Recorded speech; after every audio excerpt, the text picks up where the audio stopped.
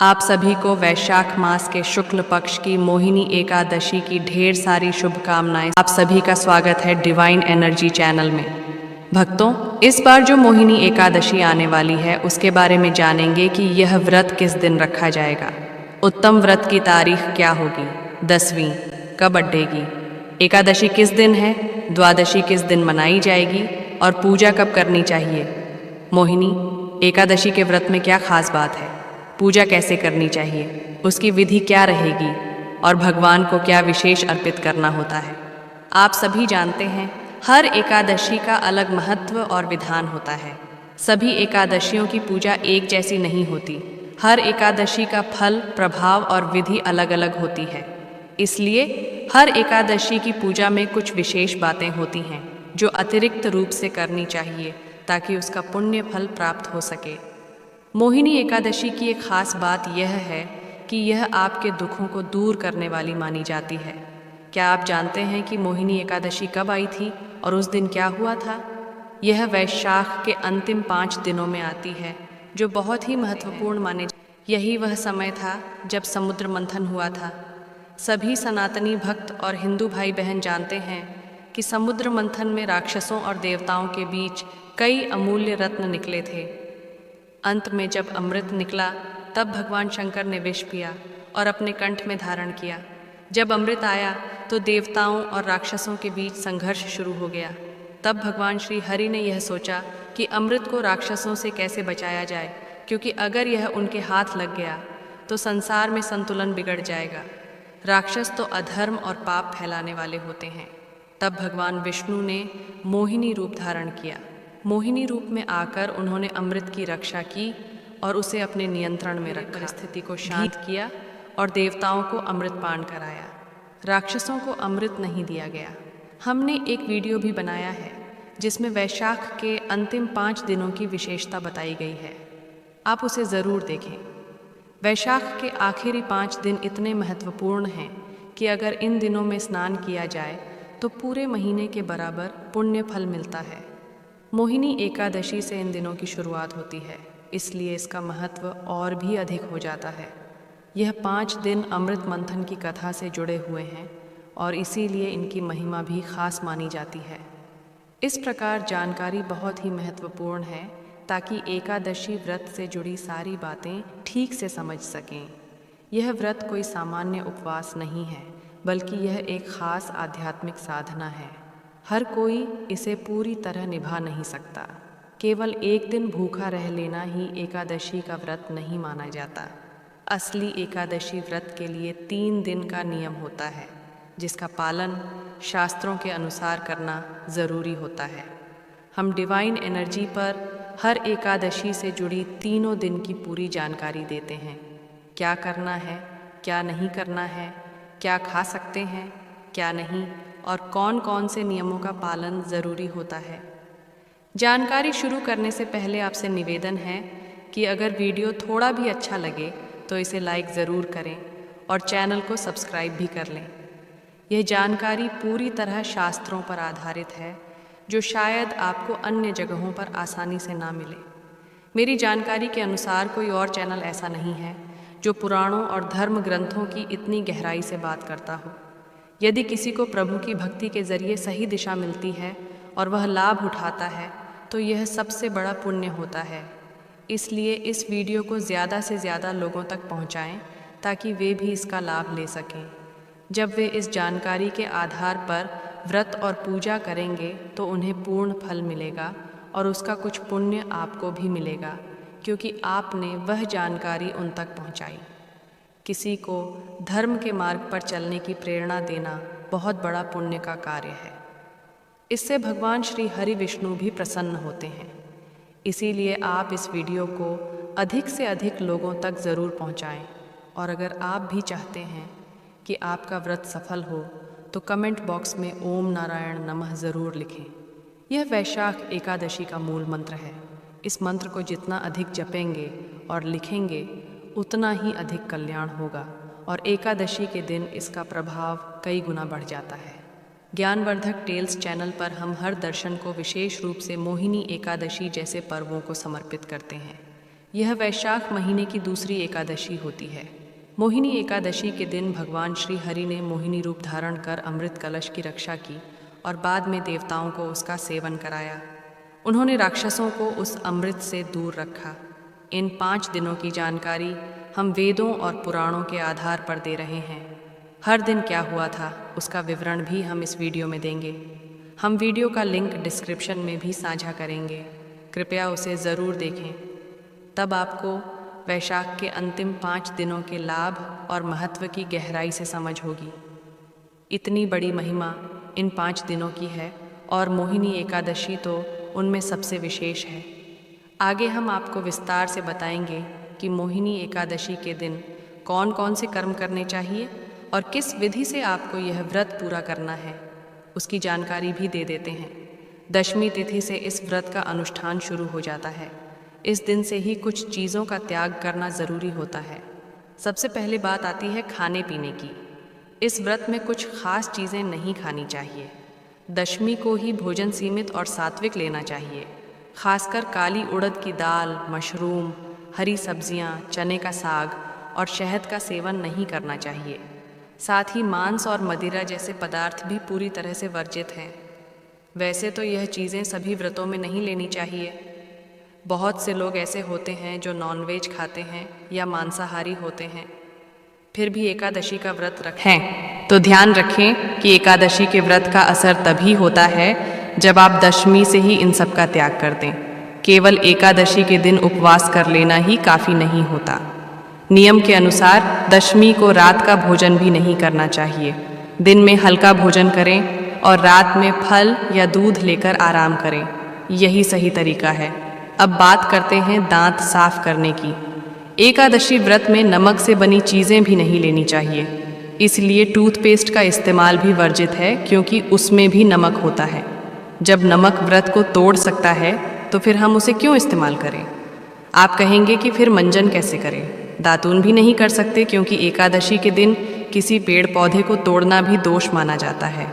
ऐसे में क्या करें? तो इसका आसान उपाय यह है कि आप एक दिन पहले रात में ही अच्छे से दांत साफ कर लें, ताकि एकादशी के दिन मुंह पूरी तरह साफ रहे। एकादशी के दिन केवल सादा पानी लेकर कुल्ला करें, इससे भी मुंह की शुद्धता बनी रहेगी। अगर फिर भी कुछ विशेष करना चाहें तो बाज़ार में व्रत के लिए विशेष प्रकार के मंजन आते हैं। यह हर्बल होते हैं और इनमें ना तो नमक होता है ना कोई केमिकल। ये खास तौर पर व्रत के लिए ही बनाए जाते हैं, तो आप इनका प्रयोग कर सकते हैं। मोहिनी एकादशी के दिन सूर्योदय से पहले उठ जाना चाहिए और स्नान करना आवश्यक होता है। हर एकादशी का कुछ खास महत्व होता है जो शास्त्रों और पुराणों में बताया गया है। जब आप इसकी कथा सुनेंगे तो उसमें भी इसका विशेष महत्व मिल सकता है, या फिर आप पुराणों में इसका वर्णन पाएंगे। इस दिन आपको स्नान है ना, वह विशेष होगा। इस दिन गंगा स्नान का विशेष महत्व बताया गया है। मोहिनी एकादशी के दिन गंगा स्नान सभी दुखों को दूर करने वाला और पवित्रता देने वाला माना गया है। अगर आप गंगा तट पर जाकर स्नान कर सकते हैं तो बहुत अच्छा है, लेकिन अगर संभव नहीं है तो घर पर भी गंगा स्नान का फल प्राप्त किया जा सकता है।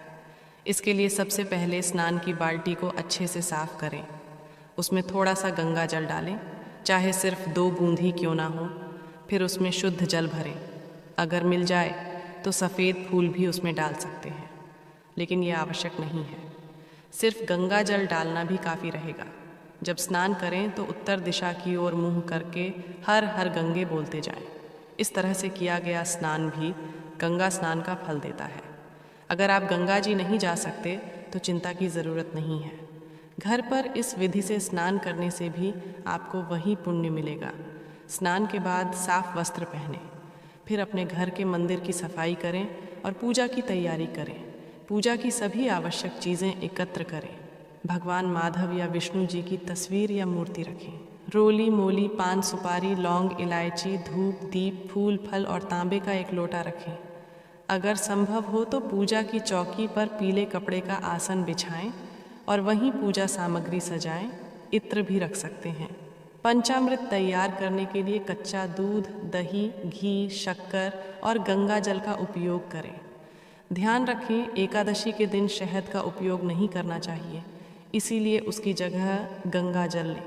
इन 5 चीज़ों से पंचामृत बना लें। पूजा करते समय उत्तर दिशा की ओर मुख करके बैठें। अब एक विशेष बात और ध्यान देने योग्य है कि इस दिन जल अर्पण ज़रूर करना चाहिए। यह एक कार्य पूरे वैशाख महीने के लिए बहुत फलदायक होता है और एकादशी पर तो इसका विशेष महत्व होता है। कई लोग रोज़ पूजा नहीं कर पाते, लेकिन जो एकादशी का व्रत रखते हैं उन्हें यह कार्य ज़रूर करना चाहिए। यमराज को जल अर्पित करना अनिवार्य है। हम आपको पिछली एकादशी की वीडियो में भी यह बात बता चुके हैं और आज फिर से बता रहे हैं कि इस दिन यमराज को जल देना क्यों ज़रूरी है। इस एकादशी पर कैसे जल अर्पित करना है उसकी विधि आपको बताएंगे। आपको अपने दक्षिण दिशा की ओर मुख करना है। तांबे का एक लोटा लेना है, उसमें थोड़ा गंगा जल और फिर शुद्ध जल भरना है। अब यमराज से प्रार्थना करनी है कि हम देव जी महाराज, यह जल हम आपको समर्पित कर रहे हैं, कृपया इसे स्वीकार करें और प्रसन्न हो। इसके बाद ओम यह देवाय नमः मंत्र को 3 बार बोलते हुए उस जल को यमराज को अर्पित कर दीजिए। फिर सूर्य देव और तुलसी माता को भी जल अर्पित कीजिए। आप जब भी जल अर्पित करें तो ओम नारायण नमः मंत्र का उच्चारण कर सकते हैं। ये बहुत शुभ होता है। अब बात करते हैं पूजा विधि की। इस दिन क्या करना है क्या नहीं करना, इसकी जानकारी आगे देंगे। पहले पूजा की सारी सामग्री इकट्ठा कीजिए। स्नान की विधि पहले ही बताई जा चुकी है। उम्मीद है आपने उसी तरह स्नान कर लिया होगा। अब सबसे पहले सामग्री और स्थान का शुद्धिकरण करें। तांबे का लोटा लें, उसमें गंगा जल और शुद्ध जल भरें। एक फूल लें और उस जल से जिस जगह आप पूजा करने जा रहे हैं वहाँ और सारी सामग्री पर जल छिड़कें। ओम पवित्र ओम अपवित्र नमः मंत्र बोलते हुए शुद्धिकरण कीजिए। अब भगवान की स्थापना करें। यदि पहले से भगवान श्री हरि विष्णु की तस्वीर या मूर्ति आपके मंदिर में है तो वही उत्तम है। अगर नई स्थापना करनी है तो चौकी पर पीला वस्त्र बिछाइए और भगवान की तस्वीर रखिए। तस्वीर रखने से पहले पुष्प अर्पित करते हुए भगवान से कहिए कि हे प्रभु, यह पुष्प हम आपके आसन के रूप में अर्पित कर रहे हैं, कृपया स्वीकार करें। अगर चौकी नहीं है तो कोई बात नहीं, आप पृथ्वी पर भी साफ जगह बनाकर वही प्रक्रिया दोहरा सकते हैं। अगर किसी का कच्चा मकान है तो भी चिंता की बात नहीं है। भगवान भावना देखते हैं, घर की स्थिति नहीं। आप ज़मीन को गोबर या मिट्टी से लीप लें, वहाँ पुष्प अर्पित करें और भगवान की तस्वीर रखकर पूजन करें। भगवान की तस्वीर के दाईं ओर दीपक और धूप रखें। अपने दाएं हाथ में जल लेकर पहले हाथ धो लें। भगवान की स्थापना इस तरह पूरी होती है और हम पूजन में आगे बढ़ेंगे। अपने दाएं हाथ में चम्मच से थोड़ा जल लीजिए। तांबे के लोटे में से 1 चम्मच निकालकर हाथ धो लीजिए। हाथ धोने के बाद 3 बार हर बार एक एक मंत्र बोलते हुए 1-1 चम्मच जल पीना है। जैसे ओम माधवाय नमः कहकर जल पीजिए, फिर ओम केशवाय नमः कहकर पीजिए, फिर ओम नारायणाय नमः के साथ पीजिए। इसके बाद ओम ऋषिकेशाय नमः बोलकर थोड़ा सा जल लेकर हाथ धो लीजिए और फिर तिलक लगाइए। यदि आपके साथ परिवार के सदस्य पूजन कर रहे हैं तो उन्हें भी तिलक कर दीजिए। अब जो दीपक आपने पूजा स्थान पर रखा है उसे जलाइए और धूप भी प्रज्वलित कर दीजिए। अब संकल्प की प्रक्रिया करेंगे। इसके लिए दाएं हाथ में जल लीजिए, साथ में 1 रुपये का सिक्का रखें और चाह तो कुछ पुष्प भी रख सकते हैं। अब अपना नाम, गोत्र, जिस स्थान पर बैठे हैं उसका पता, मकान नंबर, क्षेत्र का नाम और शहर का नाम बोलिए। फिर कहिए कि मैं वैशाख महीने की शुक्ल पक्ष की मोहिनी एकादशी का व्रत कर रहा हूँ और भगवान विष्णु की पूजा का संकल्प करता हूँ। यह संकल्प भगवान के चरणों में अर्पित कर दीजिए। संकल्प करना बहुत ज़रूरी होता है। कोई भी व्रत बिना संकल्प के अधूरा रहता है। एकादशी व्रत में इसका विशेष महत्व है। अब भगवान का पूजन आरंभ करेंगे। भगवान के सामने एक पत्र पत्ते पर एक कटोरी रखिए और उस कटोरी में पूजा की सारी सामग्री थोड़ी थोड़ी करके अर्पित करते जाइए, जिससे सामग्री फैल ना जाए और पूजा व्यवस्थित रहे। सबसे पहले भगवान को जल अर्पित करेंगे, जिसे अंजनम कहा जाता है। फिर भगवान के चरणों को धोने की प्रक्रिया करेंगे, जिसे पद्यमार्जन कहते हैं। इसके लिए हर मंत्र के साथ एक एक चम्मच जल सामने रखे पत्ते में डालते जाइए। ओम भूर्भुवः स्वः मोहिनी एकादशी व्रत पूजन प्रारंभ करो। ओम भूर्भुवः स्वः नारायणाय नमः। ओम भूर्भुवः स्वः वासुदेवाय नमः। अब भगवान को स्नान कराएंगे। अगर आपके पास मूर्ति है तो भगवान को पंचामृत से स्नान कराइए। इसके लिए दूध, दही, घी, शक्कर और गंगा जल मिलाकर पंचामृत तैयार कीजिए। अगर प्रतिमा नहीं है और आप तस्वीर पर पूजन कर रहे हैं तो पंचामृत में एक फूल डुबोकर उसे भगवान को अर्पित कीजिए। इसके बाद भगवान को शुद्ध जल से स्नान कराइए। ओम भूर्भुवः स्वः नारायणाय नमः पंचामृत लेकर भगवान को अर्पित करें। पंचामृत से स्नान करने के बाद भगवान को वस्त्र अर्पित करें और तिलक लगाएं। फिर ओम भूर्भुवः स्वः नारायणाय नमः मंत्र का जाप करें। तिलक करने के बाद भगवान को पुष्प अर्पित करें, माला पहनाएं और धूप दीप अर्पित करें। जो भी भोग आपके पास है वह अर्पित करें। इस दिन अगर आप केसर युक्त पीली बूंदी के लड्डू का भोग लगाते हैं तो यह उत्तम रहेगा, क्योंकि केसर युक्त बूंदी के लड्डू बहुत शुभ माने जाते हैं। ओम भूर्भुवः स्वः श्री नारायणाय नमः मंत्र का जाप करते हुए भगवान को पान का पत्ता अर्पित करें, जिसमें 2 इलायची और 1 सुपारी रखें। यह तांबूल रूप में अर्पित करें। ओम भूर्भुवः स्वः श्री नारायणाय नमः कहकर भगवान को नमस्कार करें और निवेदन करें कि प्रभु इस एकादशी व्रत को हम सफलता से कर सकें। इसके लिए हमें शक्ति प्रदान करें। अब पूजन के बाद एकादशी की कथा सुने या विष्णु सहस्त्र नाम का पाठ करें। एकादशी की कथा अगर आप चैनल पर नए हैं तो चैनल को सब्सक्राइब ज़रूर कर लें, ताकि आपको समय पर सही जानकारी मिल सके। यह चैनल ज्योति संस्थान का है, जहां सही जानकारी दी जाती है। कुछ अन्य चैनल्स पर गलत कथाएं होती हैं जो आपके व्रत को नष्ट कर सकती हैं। सही कथा सुनने और सही व्रत जानकारी के लिए चैनल को सब्सक्राइब करें और बेल आइकन दबाएं, ताकि आपको हमारे वीडियो समय पर मिल सके। संभव हो तो इस दिन नारायण कवच भी सुने, जिसे हम आपके लिए अपलोड करेंगे। एकादशी व्रत के नियमों में प्रमुख रूप से ब्रह्मचर्य का पालन करना है।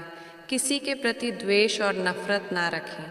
घर में भगवान की स्थापना शांति और सौहार्द के साथ करें। समय का सही उपयोग करें और संभव हो तो कीर्तन करें। रात्रि को जागरण करें। अगले दिन पारण के लिए सूर्योदय से पहले उठकर तैयार हो जाएं। पारण से संबंधित विस्तृत जानकारी हम आपको एक अलग वीडियो में देंगे। अब बात करते हैं यमराज को जल अर्पित करने की। यह एक महत्वपूर्ण कार्य है। दक्षिण दिशा की ओर मुंह करके ओम यमदेवाय नमः मंत्र बोलते हुए एक लोटा जल यमराज को अर्पित करें। अब हम बात करते हैं व्रत के समय और पूजन मुहूर्त की। एकादशी तिथि 7 मई को सुबह 10:19 से शुरू होगी और 8 मई को दोपहर 12:19 पर समाप्त होगी। इसलिए 8 मई को व्रत करना सबसे उत्तम रहेगा। 9 मई को आप एकादशी का पारण कर सकते हैं। पूजन का सही समय सूर्योदय से लेकर 11 बजे तक रहेगा। अगर आपको इस समय में पूजन करना मुश्किल हो तो 12 बजे से लेकर 2 बजे तक भी पूजन किया जा सकता है। व्रत का पारण और दान भी उसी दिन किया जा सकता है। व्रत वाली एकादशी के दिन भगवान विष्णु और माता लक्ष्मी की विधि पूर्वक पूजा करें और उसी के साथ गौ माता की भी पूजा अवश्य करें। एकादशी की पूजा के लिए जो भोग बनाया गया है उसमें से 2 पूरियां गौ माता को अवश्य खिलाएं। ध्यान रखें, सूखी पूरी ना खिलाएं। पूरी पर मिठाई या सब्जी या हलवा ज़रूर लगाकर गौ माता को अर्पित करें। दोस्तों, हर एक और मांगलिक काम में गौ माता या उनसे जुड़ी चीज़ें जैसे गाय का गोबर, गोमूत्र, दूध या गाय के दूध से बना घी ज़रूर शामिल करना चाहिए। इससे पुण्य की प्राप्ति होती है। सनातन परंपरा में माना जाता है कि जिस घर में गाय होती है वहाँ के सभी वास्तु दोष अपने आप दूर हो जाते हैं, क्योंकि बिना पंचगव्य के पूजा पाठ और हवन पूरा नहीं माना जाता। दोस्तों, महीने में एक बार परिवार सहित गौशाला ज़रूर जाएं और वहाँ गायों को हरा चारा खिलाएं। ऐसा करने से सभी प्रकार के दोष शांत हो जाते हैं। कभी किसी को गलत जानकारी नहीं देगा और सही उपाय बताएगा। गर्मियों में गाय को साफ पानी पिलाएं और सर्दियों में गुड़ ज़रूर खिलाएं। खासकर मोहिनी एकादशी के दिन गाय को गुड़ खिलाना बहुत शुभ माना जाता है। लेकिन ध्यान रखें, गर्मियों में गाय को गोंद नहीं खिलाना चाहिए। गाय से जुड़ी कुछ शुभ और अशुभ संकेत भी होते हैं। जैसे अगर गाय का दूध दोहन करते समय वह ठोकर मार दे और सारा दूध गिर जाए तो यह अपशगुन होता है। लेकिन अगर आप यात्रा पर जा रहे हो और रास्ते में गाय अपने बछड़े को दूध पिलाते हुए दिख जाए तो यह संकेत देता है कि आपकी यात्रा सफल रहेगी। गाय की आवाज़ यात्रा पर निकलते समय सुनाई दे या रात में उसकी हुंकार सुनाई दे तो यह भी शुभ माने जाते हैं। दोस्तों, गाय के साथ कभी ऐसा व्यवहार ना करें जिससे उन्हें तकलीफ हो। आज जब गाय को राष्ट्रीय पशु बनाए जाने और उन्हें अधिकार देने की बातें हो रही हैं तो ज़रूरी है कि हम उनके साथ सम्मान से पेश आएं। कई लोग गाय से दूध लेना तो जानते हैं, लेकिन जब वह दूध देना बंद कर देती है तो उसे सड़कों पर छोड़ देते हैं। फिर कोई उसे मारता है, कोई पानी डालता है या बीमारी में तड़पने के लिए छोड़ देता है। ऐसी स्थिति बहुत दुखद है। शास्त्रों में साफ कहा गया है कि गाय को कभी मारना या पीटना नहीं चाहिए। उन्हें माता का दर्जा दिया गया है और जो कोई गाय को नुकसान पहुंचाता है वह ऐसा पाप करता है जैसे अपनी माँ को चोट पहुंचाई हो। ऐसे व्यक्ति को नरक में कष्ट झेलना पड़ता है और अगले जन्म में पशु योनि मिलती है। गौतम मुनि ने एक बार गलती से गाय को डंडा मार दिया था, जिससे उसकी मृत्यु हो गई। इस पाप से छुटकारा पाने के लिए उन्हें वर्षों तक तपस्या करनी पड़ी। यह मोहिनी एकादशी का ही अवसर था, जब भगवान श्री कृष्ण ने बैल के रूप में आए एक राक्षस का वध किया था। इस पाप से मुक्ति के लिए उन्हें सभी तीर्थों को बुलाकर एक कुंड में स्नान करना पड़ा, तभी वे पाप मुक्त हुए। साथ ही जो व्यक्ति पानी पी रही गाय को डरा कर भगाता है वह बहुत बड़ा पाप करता है। लेकिन ऐसे लोग जो गाय की सेवा करते हैं उन्हें स्वर्ग की प्राप्ति होती है और अगले जन्म में सुख समृद्धि से भरा जीवन मिलता है। आराम कर रही गाय को उठाकर परेशान करना भी पाप माना गया है। जो लोग गाय की सेवा करते हैं उन्हें उनके पिछले जन्मों के पापों से मुक्ति मिलती है और वे गोलोक में स्थान पाते हैं। इसके अलावा गाय को डंडा मारकर उठाना या उस पर पानी डालकर उठाना बहुत बड़ा पाप माना गया है। ऐसा करने वाला व्यक्ति अगले जन्म में दर दर भटकता है। शास्त्रों में यह भी बताया गया है कि जो लोग गाय की सेवा करते हैं, उन्हें भोजन कराते हैं और उनकी देखभाल करते हैं, उनकी सभी मनोकामनाएं पूरी होती हैं।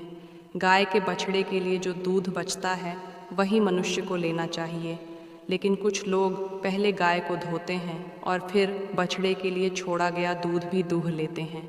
ऐसा करना बहुत बड़ा पाप माना गया है। इस तरह के दूध को पीने और दूहने वाला दोष का भागी बनता है। शास्त्रों में यह भी कहा गया है कि गाय और बैल की पीठ पर नहीं बैठना चाहिए।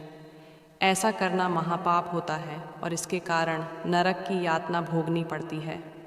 नंदी जो महादेव के वाहन हैं, उन्होंने स्वयं इच्छा से शिव की सवारी बनना स्वीकार किया था, इसलिए वह एक अपवाद है।